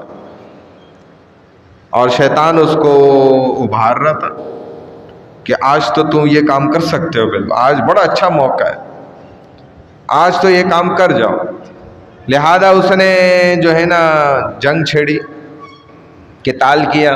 تو رسول اللہ صلی اللہ علیہ وسلم نے بھی پھر قتال فرمایا. اور یہ غزوہ بدر کا موقع ہے جس میں آپ جانتے ہیں کہ پھر ابو جہل بھی مارا گیا، اور مسلمانوں کو بڑی زبردست فتح حاصل ہوئی ہے غزوہ بدر. پھر دوسری لڑائی آپ دیکھیں وہ بھی اسی کا پیش خیمہ تھی، غزوہ احد. جب کافروں نے دیکھا ابو سفیان لیڈ کر رہا تھا اس کو کہ اب ہم مسلمانوں کو نہیں چھوڑیں گے، اب ہم 3000 کی تعداد، اور مسلمان جو ہیں وہ تو چند 100 کی تعداد میں مشکل سے، آج تو ہم ان کو ختم کریں گے. اس کے لیے بھی نبی علیہ السلام نے فرمایا کہ بھائی میں تو یہ چاہتا ہوں کہ مدینہ میں رہ کر ہی ہم لڑائی کریں. لیکن جو جوشیل صحابہ تھے انہوں نے کہا نہیں یا رسول اللہ، آپ دیکھیں بدر میں بھی ہم کتنے کم تھے، 300 کچھ تھے، باہر ہم لڑیں ان سے، ابھی تو پھر بھی ہم تعداد میں زیادہ ہیں، تو ہم باہر نکل کے ان کو بتاتے ہیں، آپ تھوڑا باہر چلیں. کہتے ہیں 12 کلومیٹر دور احد کا مقام ہے. اب تو یہ مدینہ کا حصہ بن گیا، احد کی جگہ بھی جو ہے ساری، لیکن اس وقت بھائی 12 کلومیٹر دور تھا. تو 12 کلومیٹر کے فاصلے پہ صرف گئے ہیں، اور احد پہاڑی پہ جو نبی علیہ السلام نے تیر اندازوں کو جما کے بٹھایا، جماعت 50 کی تھی، اور انہوں نے جو تیر برسائے اللہ کے حکم سے. تو یہ بھی کفار جو ہے نا اپنا غزوہ بدر کا بدلہ لینے کے لیے آئے تھے، یہ بھی انہوں نے پہل کری. پھر تیسری آپ لڑائی دیکھیں جو غزوہ خندق ہے. مسلمان تو مدینہ میں بیٹھے ہوئے، سارا باطل کفر جو ہے، نبی علیہ السلام نے جو فرمایا تھا الملت واحدہ الکفر ملت واحدہ، کہ کفر سارا کا سارا یہ ایک ساتھ ہو جاتا ہے جب بھی یہ اسلام کے مقابلے پہ آتا ہے نا. حالانکہ یہود و نصارہ کی لڑائی بہت خطرناک ہے، شیعہ سنی کی لڑائی بھی کیا ہوگی، کچھ نہیں ہے ان کے آگے. لاکھوں 60 لاکھ لوگ انہوں نے قتل کر دیے تھے یہودیوں کے، نصرانیوں نے. اور آج بھی جب بیت المقدس میں ان کو موقع ملا تھا ایک دفعہ نصرانیوں کو، تو انہوں نے یہودیوں کو قتل کیا، اور جب یہودیوں کو تسلط مل گیا انہوں نے نصرانیوں کو قتل کیا. اور اس پہ قرآن شاہد ہے، قرآن واضح کہتا ہے وقالت الیہود لیست النصارى، اسی طرح وقالت النصارى لیست الیہود علی شیء، وہ کسی چیز پر نہیں ہے، ان کی کیا حیثیت ہے، اصل تو ہم ہیں. حیرت کی بات ہے. یعنی آج بھی یہودی کے ہاں بچہ پیدا ہوتا ہے نا تو ایک کان میں وہ پتہ کیا بولتے ہیں کہ تم ہی ہو اصل اس دنیا میں راج کرنے والے، اصل یہودی ہیں. اور دوسرے کان میں پتہ کیا بولتا ہے کہ جتنے بھی عرب ہیں نا اور نصرانی ہیں ان سب کو قتل کرنا ہے تم نے، یہ گندگی، یہ کیڑے ہیں یہ سارے. اور قربان جائیں اسلام پر کہ ہمارے ہاں بچہ پیدا ہوتا ہے تو کیا بولتے ہیں بھائی اللہ اکبر اللہ اکبر، پھر اقامت دیتے ہیں، اور وہ اپنے بچے کے کان میں دیکھو کیا بول رہے ہیں. تو آج بھی یعنی کہ ان کی ایسی لڑائی ہے. پھر تھوڑا عرصہ پہلے جو ان کا بابا ہے پوپ جس کو کہتے ہیں، اس نے بھی یہ کہا تھا کہ ہم نے یہودیوں کو بھئی معاف کر دیا، انہوں نے جو کچھ ہمارے ساتھ کیا تھا، ابھی جڑ کے مل کے جو ہے نا کفر نے مسلمانوں کو مارنا ہے، ابھی اکٹھے ہو جاؤ۔ تو یہی اس وقت بھی ہوا، 10,000 سے کہتے ہیں تجاوز کر گئے تھے، قبائل سارے جڑ گئے اور ایک حلہ بول دیا مسلمانوں کے اوپر۔ جب نبی علیہ السلام کو پتہ چلا، یہاں بھی پہل کافروں نے کی، جب حضور علیہ السلام کو پتہ چلا تو نبی علیہ السلام نے مشورہ کیا، حضرت سلمان فارسی رضی اللہ تعالیٰ عنہ کا مشورہ بڑا پسند آیا کہ ہمیں یہیں پہ جو ہے نا خندقیں کھود لینی چاہیے، اصل ان کی تعداد بڑی ہے، اس کو روکنا ہے۔ چنانچہ خندقیں روکی اور اللہ نے اس میں بھی مسلمانوں کو الحمدللہ فتح عطا فرمائی۔ تو ہر جگہ جب بھی آپ دیکھیں گے نا تو پہل ہمیشہ کس نے کی ہے؟ کافروں نے کی ہے۔ تو فرمایا اللہ کی راہ میں لڑو ان سے جو تم سے لڑتے ہیں، یہاں تک کہ جہاد کی حقیقت یہاں پر سمجھ آ رہی ہے۔ یہ بات بھی یاد رکھیں کہ جو زر کے لیے لڑتا ہے نا وہ جہاد نہیں ہوتا، جو زن کے لیے لڑتا ہے یہ بھی جہاد نہیں ہوتا، جو زمین کے لیے لڑتا ہے یہ بھی جہاد نہیں ہوتا، جو صرف اور صرف دنیا میں تجارتی منڈیاں اور تیل اور اسی کے ہی جو ہے نا کنووں کو حاصل کرنے کے لیے لڑتا ہے، اس کو یہ بھی جہاد نہیں ہوتا۔ جو صرف اور صرف اپنے مفادات کی خاطر لڑتا ہے یہ بھی جہاد نہیں ہوتا۔ جو سمندری دروں پر قبضے کرنے کے لیے لڑتا ہے یہ بھی کوئی جہاد نہیں ہوتا۔ محض اپنی برتری اور گھمنڈ میں آ کر کوئی لڑتا ہے تو یہ بھی جہاد نہیں ہوتا، اس وجہ سے وہ چڑھائی کرتا ہے کسی پر، یہ بھی جہاد نہیں ہوتا۔ تو قتال اور جہاد کیا ہے یہ اللہ جواب دے رہے ہیں، میں بھی نہیں کہہ رہا، یہ اللہ فرما رہے ہیں کہ وَقَاتِلُوا فِي سَبِيلِ اللَّهِ الَّذِينَ يُقَاتِلُونَكُمْ وَلَا تَعْتَدُوا، کہ جہاد تو وہ ہے کہ جو اللہ کی رضا کے لیے ہے، اللہ کے راستے میں۔ اور یہ کوئی ایسا حکم نہیں ہے کہ ہم یہ سمجھیں کہ یہ قرآن نے کیا جہاد جہاد لگایا ہوا ہے، یہ حکم بائبل کے اندر بھی کثرت کے ساتھ موجود ہے، 20 جگہ سے زیادہ وہاں پر اللہ نے یہ حکم فرمایا۔ اور یہودیوں کی آپ پوری تاریخ دیکھیں اٹھا کر تو محاربات اور جنگوں پر بھری پڑی ہوئی ہے کہ انہوں نے کتنی جنگیں لڑی ہیں، اور ہم کوئی بلا وجہ کیوں شرمندہ ہوں کہ قرآن میں جہاد کا حکم کیوں دے دیا گیا؟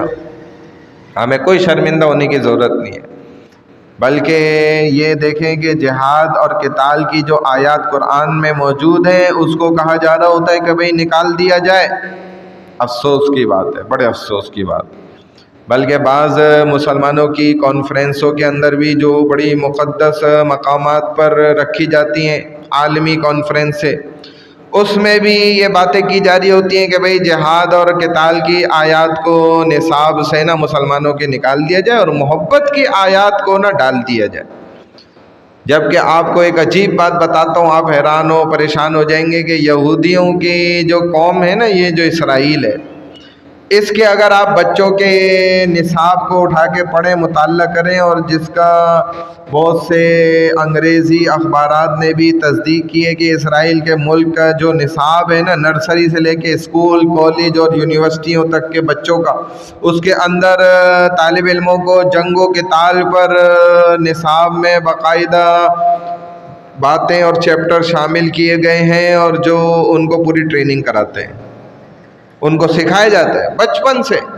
ہمارے بچوں کو تو کھلونے سے کھلایا جاتا ہے نا، انہیں ان کھلونوں سے کھلایا جاتا ہے کہ آپ کا کام اور مقصد ہی یہی ہے دنیا میں، آپ کی زندگی کا مقصد ہی ہے کہ عربوں کے خلاف آپ تیار ہو جائیں۔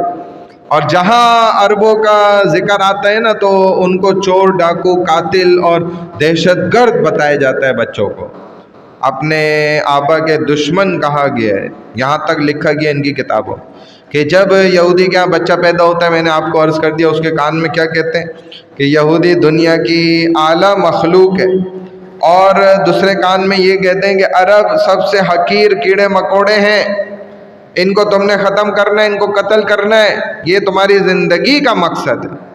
ایک ہمارے ماشاءاللہ مسلمانوں کے بچے، اللہ اکبر، تو اگر نصاب بدلنا چاہتے ہیں تو جا کے ان کا نصاب بدلیں۔ ہمارے قرآن میں تحریف کرنے کی کیا ضرورت ہے؟ یہ کون سا مذہب ایسا ہے جس میں ظلم و زیادتی کے خلاف نہ لڑا جائے۔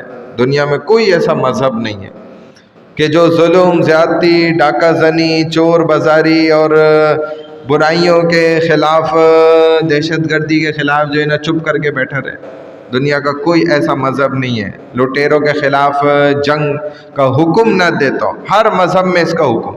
دنیا میں کوئی ایسا مذہب اور سوسائٹی نہیں ہے کہ جو ڈاکوؤں کو اور غلط کاموں کو آزاد چھوڑ دے، ایسا کہیں نہیں ہوتا دنیا کے اندر۔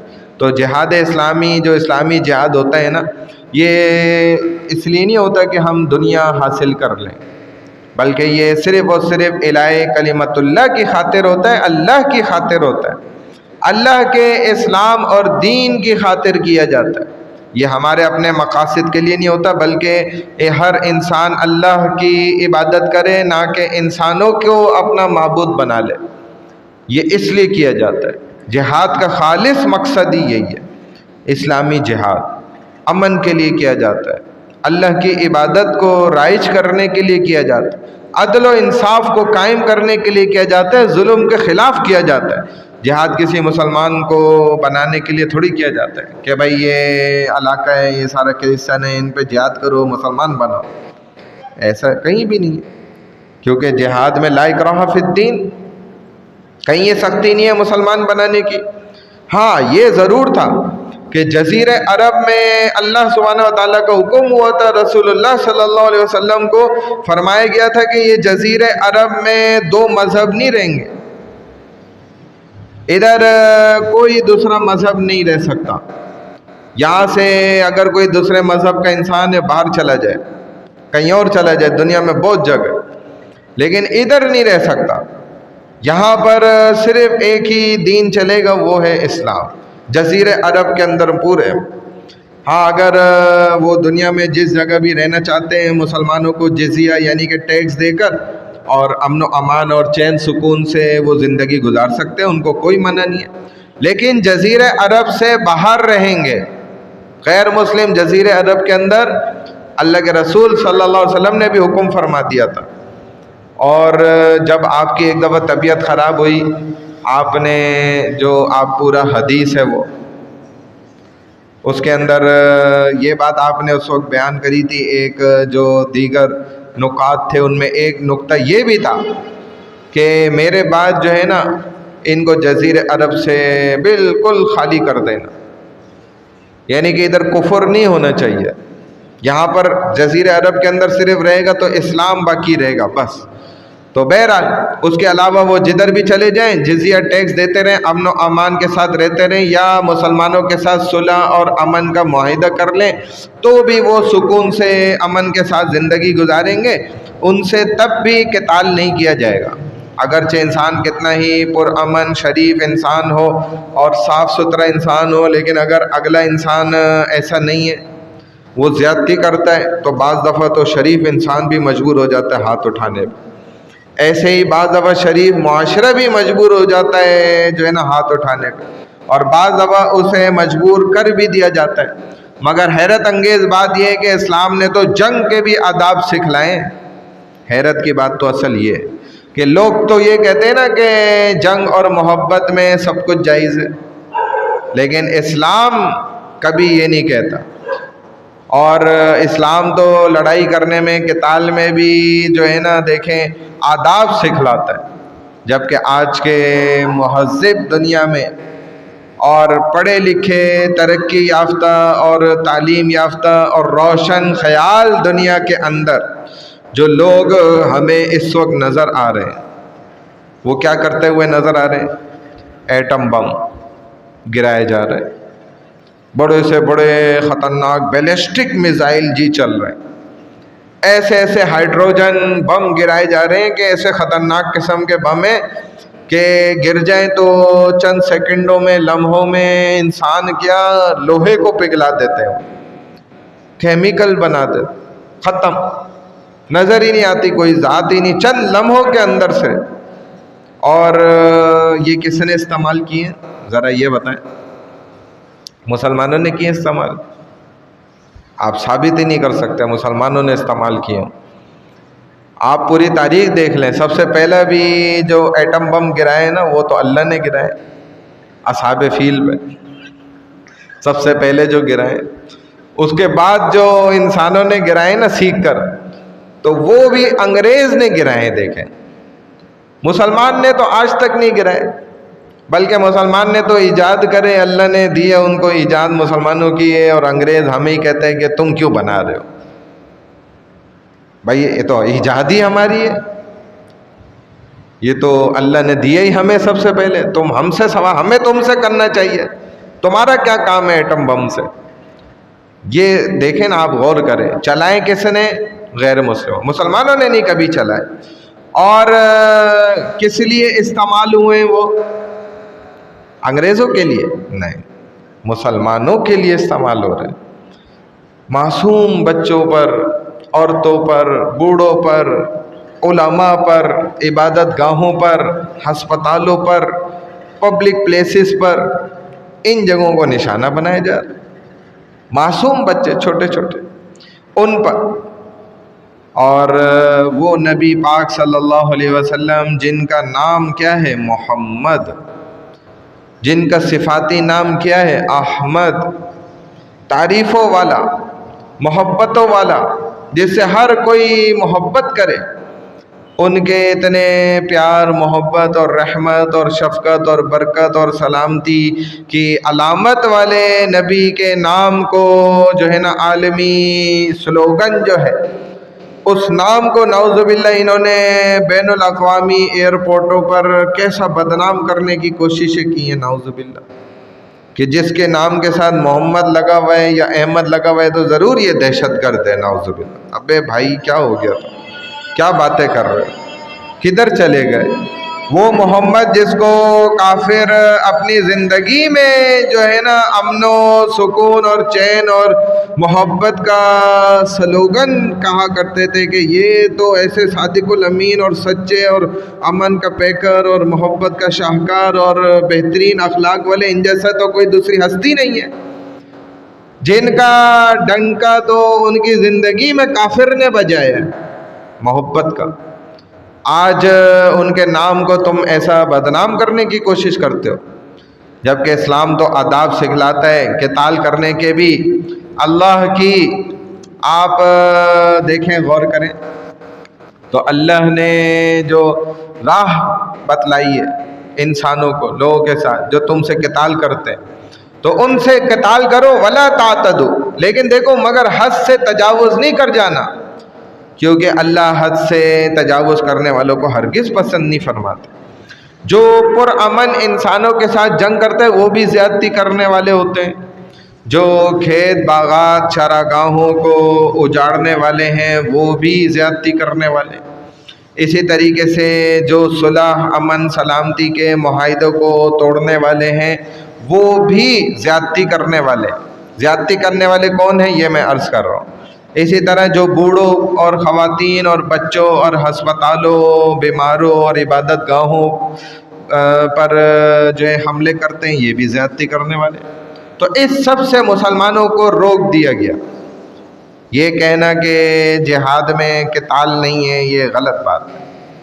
جہاد کے اندر قتال نہیں ہے، کیونکہ قرآن و حدیث اور اسلام کا اس میں پھر آپ کو انکار کرنا پڑ جائے گا. آپ تو اسلام سے فارغ ہو جائیں گے پھر اگر آپ یہ کہتے ہیں بھائی جہاد میں لڑائی نہیں ہے، قتال نہیں ہے.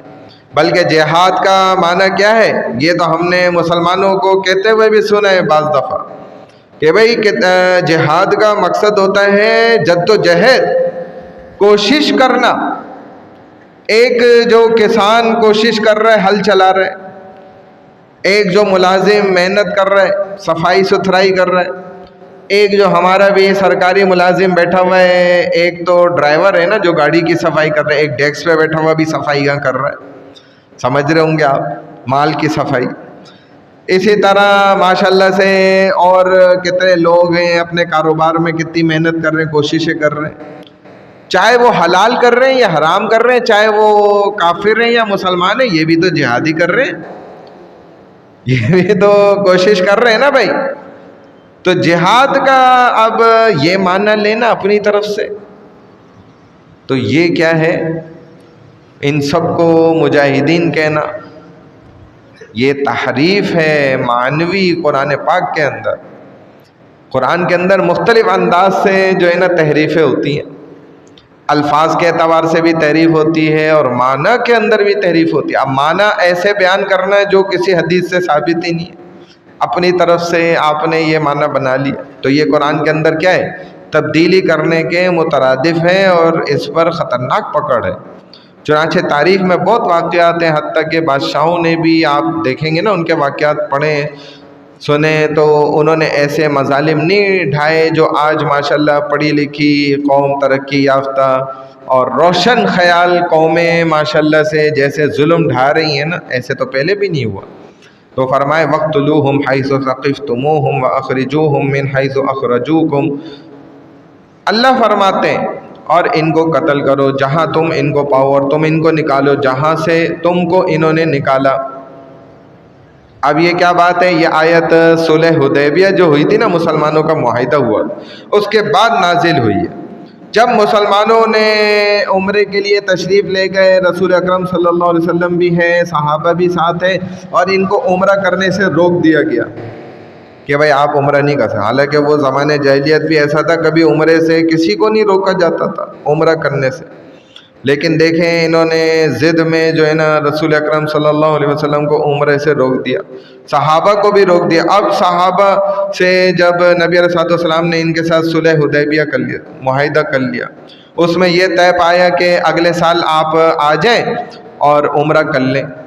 اب لیکن اگلے سال ذی قعدہ کے اندر عمرے کے لیے جب مسلمان جانا چاہتے تھے تو ان کو یہ اندیشہ تھا کہ بھئی یہ مشرک لوگوں نے تو پہلے ہی وعدہ خلافی کی ہے، اصول تھا کہ عمرے سے کبھی روکا نہیں جاتا، انہوں نے روکا تھا، اور عین ممکن ہے کہ یہ ہمیں پھر روک دیں اور ہو سکتا ہے لڑائی پہ بھی آمادہ کریں، اور پھر ہم کیا کریں گے؟ وہ تو حرم ہے، اللہ کا گھر ہے، ادھر تو ہم قتال بھی نہیں کر سکتے، اور ہم حرم کی پاسداری میں ان سے اپنی گردنیں کٹوا لیں گے، پھر تو یہ تو ہم بڑے پھنس جائیں گے خطرناک طریقے سے۔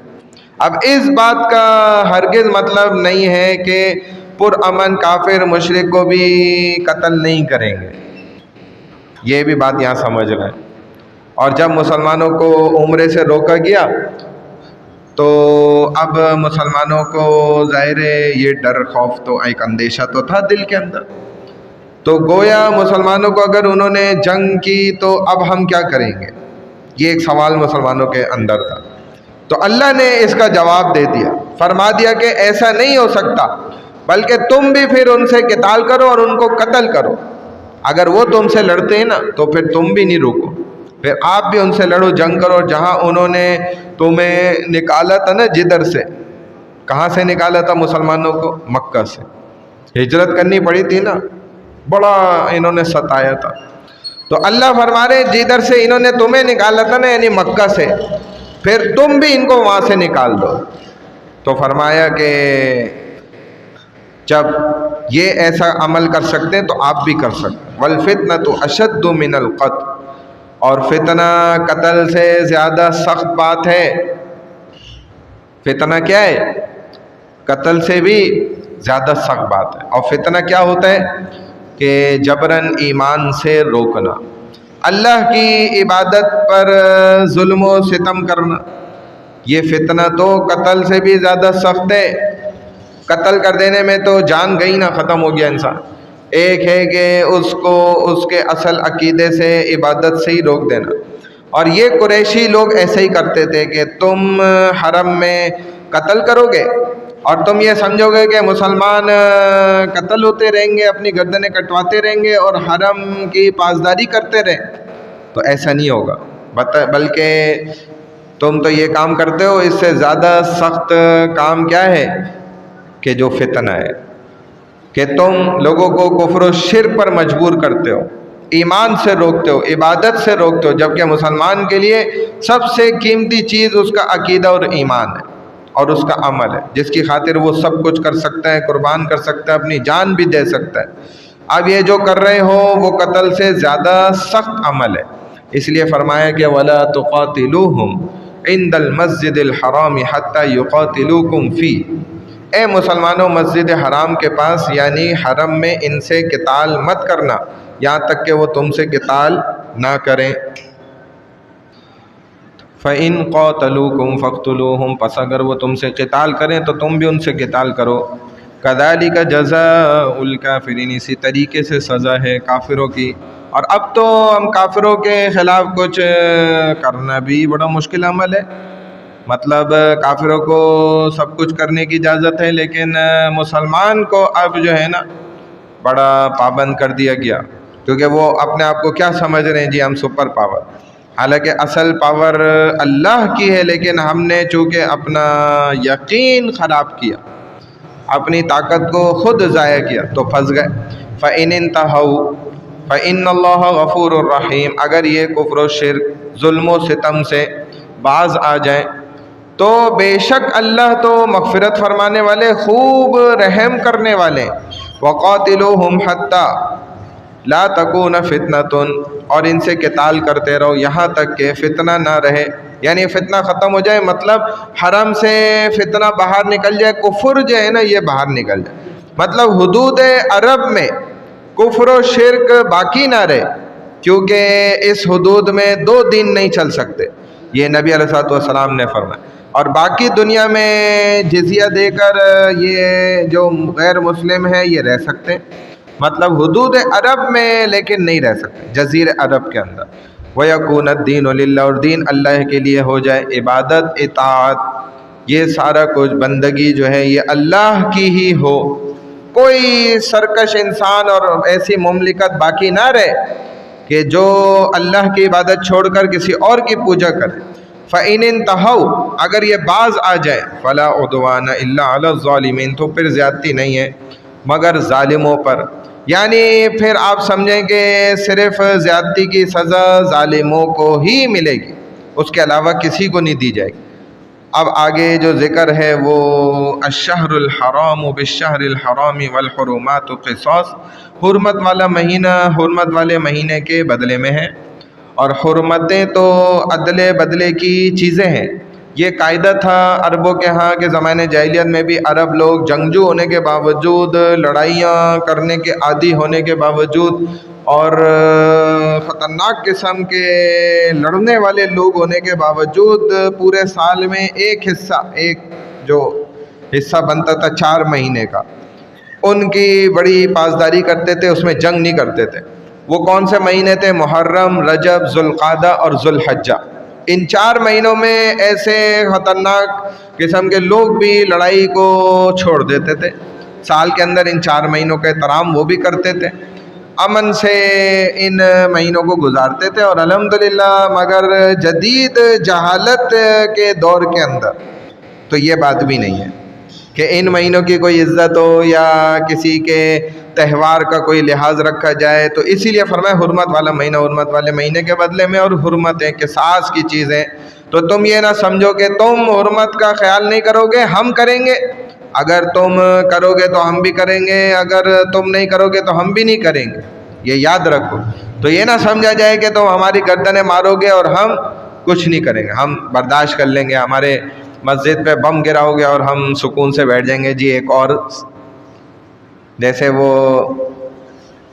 ایک اللہ والے تھے نا، صف میں بیٹھے ہوئے تھے، کسی شخص نے پوچھا بھائی اللہ والے کو چیک کیسے کرتے ہیں؟ اس نے کہا یہ تو بڑا آسان، تمہیں سمجھا دیتا ہوں، جاؤ اس کو جا کے ایک چماٹ مارو۔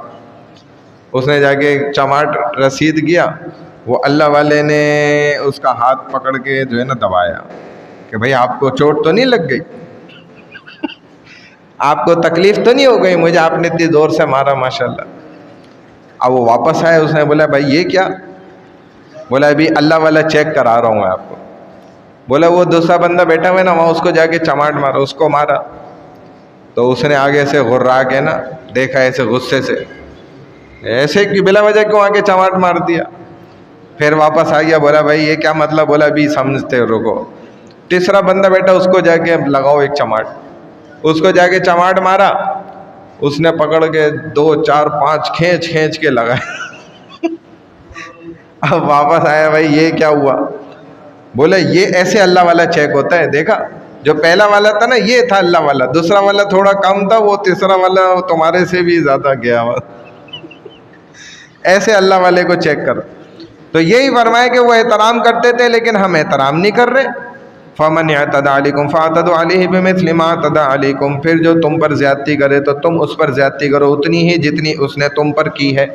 یہ اللہ ہمارے رب کا عدل برابری ہے، یعنی زیادتی کی سزا زیادتی نہیں، عدل و انصاف بھی ہو سکتا ہے. یعنی کسی عمل کی جزا پر بھی اس عمل کا اطلاق ہوتا ہے. عربی زبان میں ایسا ہی ہوا کرتا ہے. تو انتقام لینے کی اجازت ہے مگر حد سے تجاوز کرنے کی اجازت اللہ بھی نہیں دیتے. ورنہ اللہ کہہ سکتے تھے کہ بھئی اینٹ سے اینٹ بجا دو. واتقوا اللہ، اور اللہ سے ڈرو. جنگ کے ساتھ اللہ سے ڈرنے کا کیا تعلق ہے؟ جیسے نماز روزہ حج زکوٰۃ ہر چیز کے ساتھ ذکر کیا نا، واتقوا اللہ، اللہ سے ڈرو. تو اللہ کی نصرت ہی متقین لوگوں کے ساتھ آئے گی جو اللہ سے ڈرنے والے. اللہ کی نصرت اس کے علاوہ لوگوں کے پاس نہیں آئے گی. وَأَنفِقُوا فِي سَبِيلِ اللَّهِ، اور اللہ کی راہ میں خرچ کرتے رہو اللہ کی رضا کے لیے. یعنی کہ جہاد بھی کرتے رہو، اللہ کی راہ میں خرچ بھی کرتے رہو. یہ نہ ہو کہ تم بخیل بن جاؤ. پھر کیا ہوگا؟ وَلَا تُلْقُوا بِأَيْدِيكُمْ إِلَى التَّهْلُكَةِ، اپنے ہاتھوں کو ہلاکت میں نہیں ڈالو گے. ورنہ تو ہاتھوں کو ہلاکت میں ڈالنے والی ساری امت آج بن گئی کہ جہاد کو بھی ترک کیا اور نفاق یعنی کہ خرچ کرنے کو بھی جو ہے نا بخیل بن گئے، سخاوت کو چھوڑ دیا. تو پوری امت ہلاکت میں ہو گئی. وَأَحْسِنُوا، اور نیکی احسان کرو. إِنَّ اللَّهَ يُحِبُّ الْمُحْسِنِينَ، بے شک اللہ نیکوکاروں سے خوب محبت فرماتے ہیں. اللہ ہم سب کو عمل کی توفیق عطا فرمائے. سبحان اللہ وبحمدہ، سبحانک اللہم وبحمدک، نشہد ان لا الہ الا انت، نستغفرک ونتوب الیک برحمتک یا ارحم الراحمین.